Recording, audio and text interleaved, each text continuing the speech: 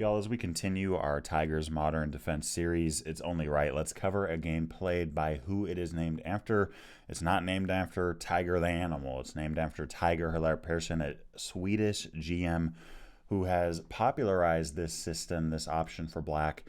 And I think that this is going to be, really fun. A really good option for those of you that play the Modern Defense, those of you that play the PIRC, those of you that play the Hippo, the King's Indian. There are so many ideas that he utilizes in this Tiger approach, and it's definitely been helping my game quite a bit looking over his game. So here he is playing as black against, at the time, CM Ludwig Carlson in 2019. Carlson is now a IM at the moment, and I'm sure is going to hit GM soon. But okay, this game starts out with the move of D4. For those of you not aware of what the Tiger Modern is, we start out with the Modern. Hey, by the way, I don't want to hear that the Modern Defense can't work at the highest levels. Okay, I don't want to hear that. Okay, there's plenty of players that use it at high levels, have good success with it. Look him up. Look up the Swedish GM, Tiger Hillarp Persson, and look up his winning rate with this against professional players. It's crazy.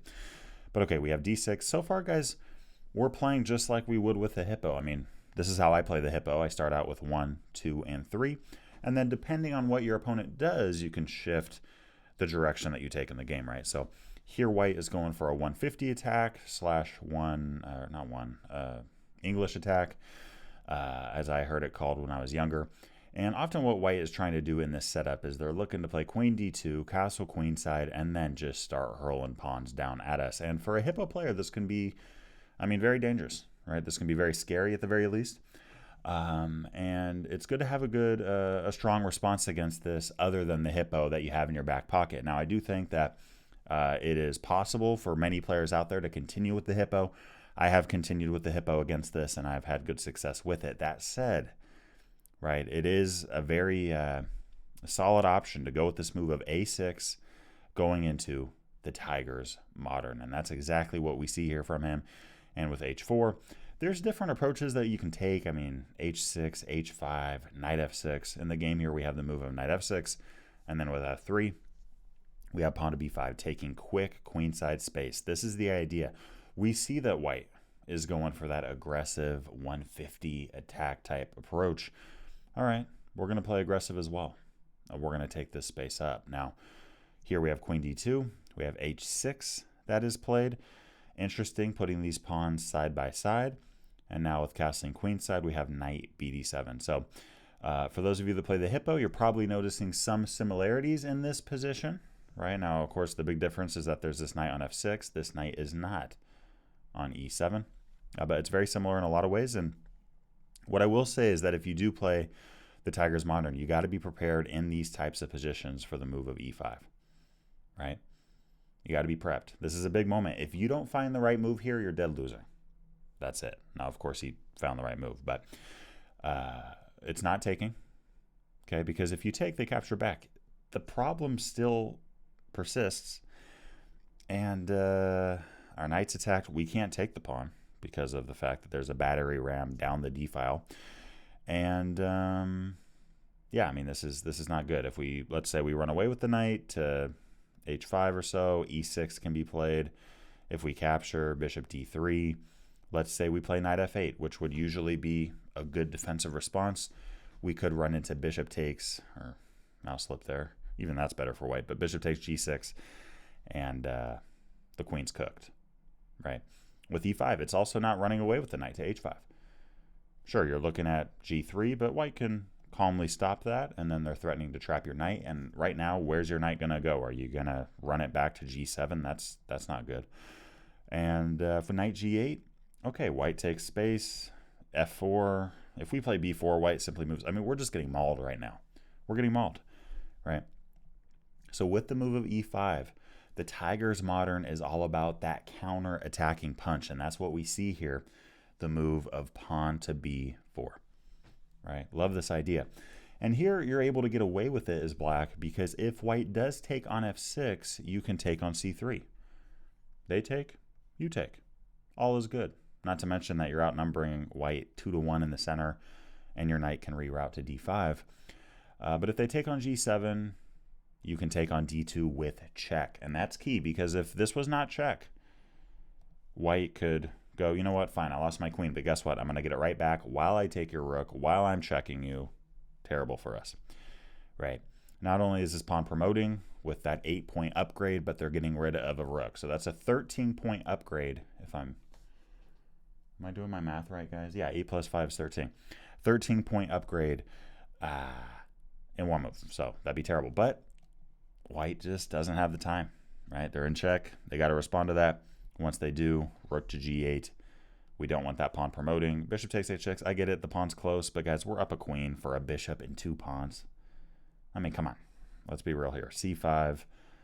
The pawn's not making it. It's close, but no, it's not happening. Okay. Now, if this pawn could somehow jump 3 spaces, we'd be in trouble. But here, we're totally fine.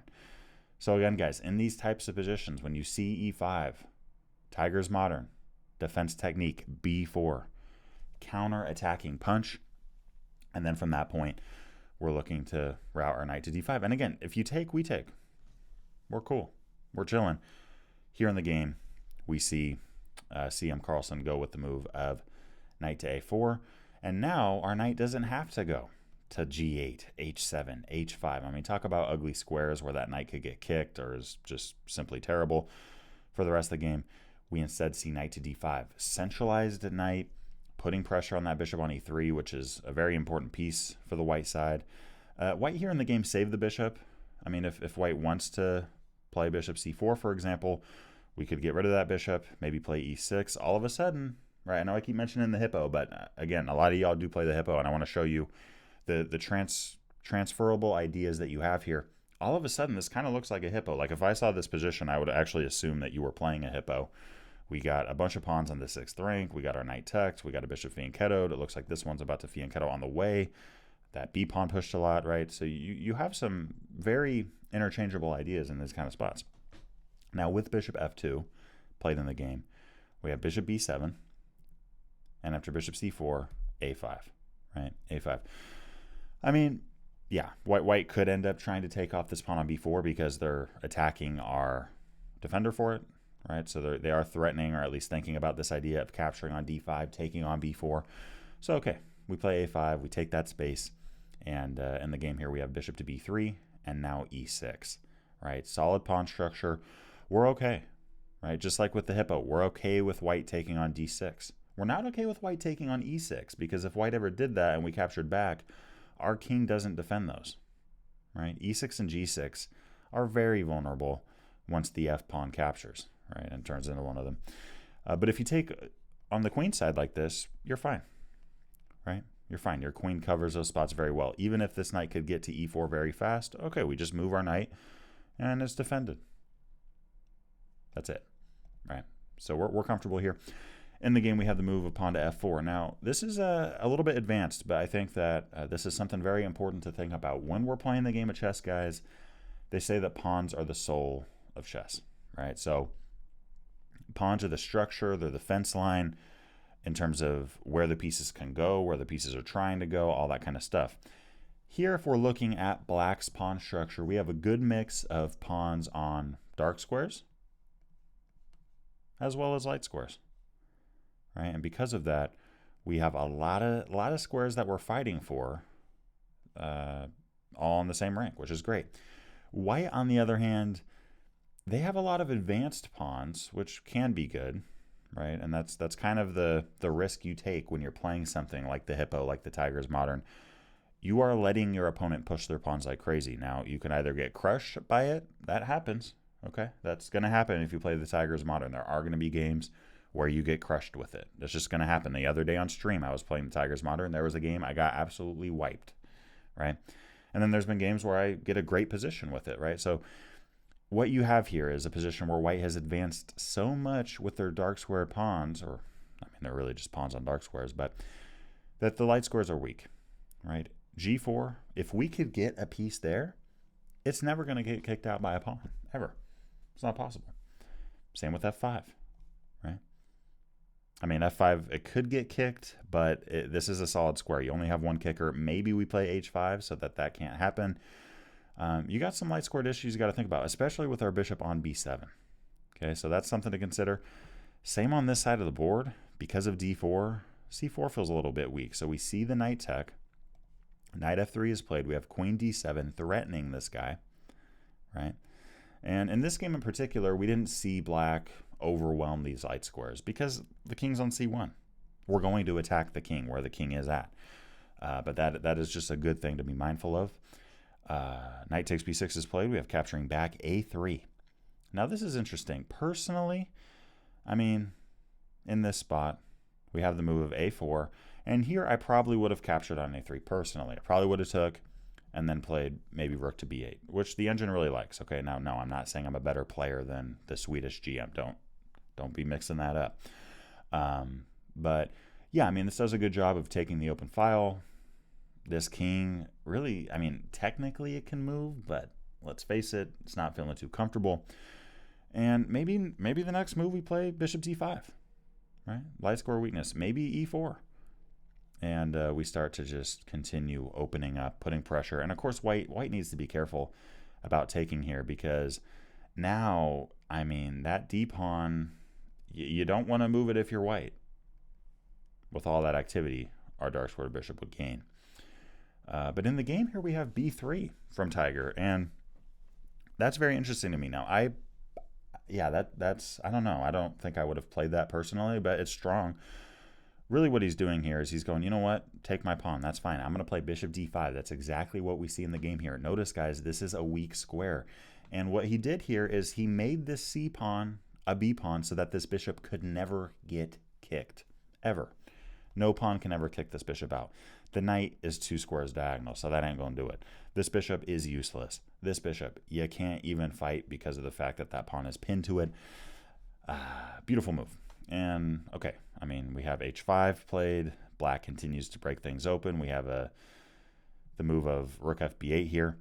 And, you know, when I was first analyzing this game, I was thinking, what about h takes g6?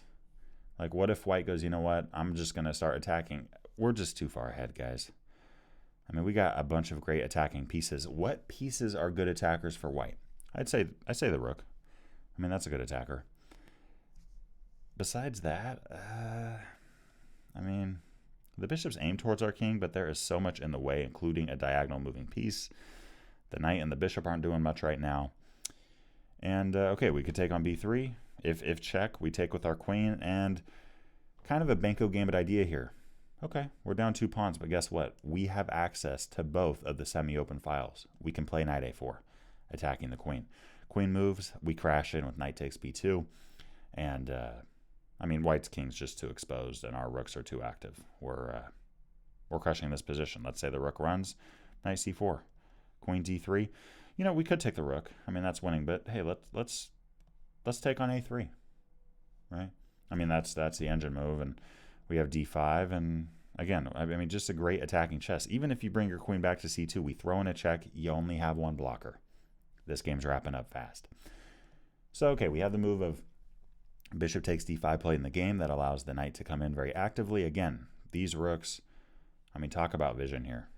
And we now have the beautiful rook lift, rook to a6. Now, what this threatens is rook c6. I mean, take on g6 all you want. Rook c6 and the queen is ours. So white goes, okay, fine. I'm going to step off of that file. But then it's like, okay, now you're standing right in the way of our pin.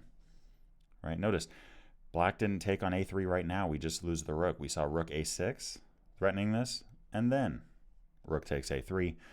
White here offered to trade, guys. We're attacking. We're playing attacking chess. Do we want to trade here? No. Right? And that's not a universal rule. I mean, again, going to the spot earlier in the game right here. Bishop d5 was played, and as we saw right here, and we ended up seeing a capture on d5. But notice when white did take on d5, a piece of ours got better. In fact, 2 pieces got more activity. So if you're in a position where your opponent offers you a trade, and if you take it, it's just a trade and you're attacking, you don't need to take that, unless, of course, you're at material. If you're improving the activity of a piece by doing the trade, then that becomes more interesting, right? But a little bit more difficult to navigate. But at this point, guys, we're not just going to trade just to trade. We're not up material, we're attacking. Let's keep up the pressure. Knight b4, forking the queen and the rook. White took the rook. Makes sense. I mean, if you run with the queen somewhere, knight takes d3, among other moves, is winning. And yeah, I mean, that's just crushing. I mean, b2 is going to fall. And okay, with rook takes a3, we saw knight takes c2, queen b5, and that was it. That was the game. So real quickly, guys, let's just go through the raw PGN here. We have bishop g7, d6, bishop e3, very aggressive setup from white, right? Some of you guys like the modern defense in general. You don't even play the hippo. Some of you do play the hippo, and you want a different option against this very aggressive formation. The Tigers Modern is one of those good counter-attacking punches that you can go with. Knight f6 was played here, b5, taking space, h6, pawn side by side. Not the only way you can play that, but that is one. And then we see the knight tuck. And again, guys, if white pushes with e5, don't take the pawn, don't run away with your knight to g8 or h7, then you're just wasting time, which is very, very important in this kind of position. Counter strike, b4. Their knight runs, your knight centralizes. Bishop f2 saving it. We have bishop b7, a5, e6, solidifying moves. Notice how solid that makes f5 as well, right? And as this game continues, queen d7, knight takes. We have a4, b3. I mean, black pushes very quickly. White just couldn't get anything going here in any kind of good way on the king side, and black mobilized so quickly here. Beautiful chess. Rook a6. I love that move. Rook a6. And by the way, I mean, even if the king goes to d2, we still attack the queen, and we're pressuring b2. So, I mean, let's just go through that. King d2, we attack the queen. Let's say the queen tries to hang on to it. Yeah, let's take the space they give us. I mean, we're just dominating this game, guys. Right? That works. I mean, going after b2. Let's say they slow it down. Okay, we take our pawn. We're at even material now. We're looking to take, breaking open that king. I mean, they have a king on d2, right? And, okay, I mean, king b1, we now have capturing. Knight b4, knight takes c2, queen b5. That's a wrap. Subscribe for more chess content, guys. Thanks again for watching this, and let me know if you want to see more Tigers Modern content in the future. Peace. I wanted to finish this video out by giving a special thanks to Walter, Rob, Roger, Ray, and Jerry, and the rest of my Patreon community. Thank you guys for making this video possible. If you're interested in joining the Patreon family, hey, I'd love to see you over there. There's some exclusive benefits that you gain by becoming a member. And yeah, I look forward to seeing you over there. I look forward to seeing you in the next video. Peace.